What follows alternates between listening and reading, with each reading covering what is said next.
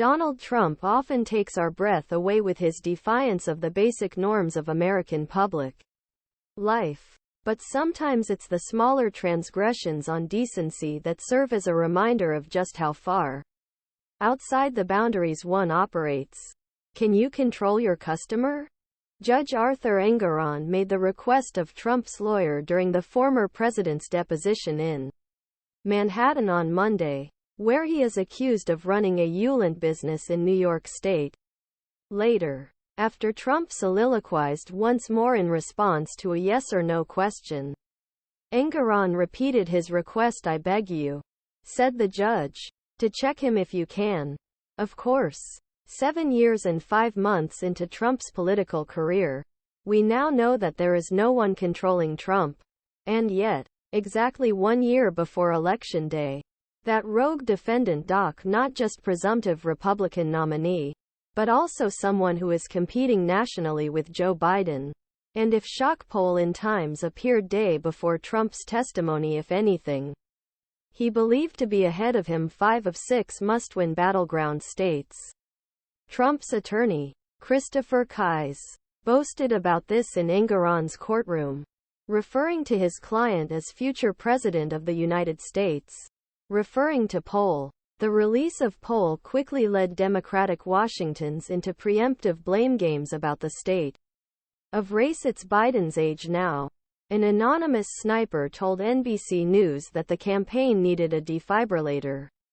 Former Obama advisor David Axelrod even suggested that, in a sense, Biden should consider stepping aside as the party's 2024 standard-bearer. The White House has tried to portray uproar as the inevitable outcry from party's large class of professional bedwetters. Perhaps a little wetting the bed is necessary. One Democratic strategist, though anonymous, insisted to the Washington Post we should be afraid of what might happen. The panic-filled news cycle was interrupted by a rival Tuesday's off-year election results. A major victory for abortion rights increasingly read Ohio. Incumbent Democratic Governor Andy Beshear's victory in red state Kentucky. He is a tool Democratic House Virginia trying to thwart national ambitions. Its Republican Governor, Glenn Youngkin. Inevitably, the Biden team claimed vindication.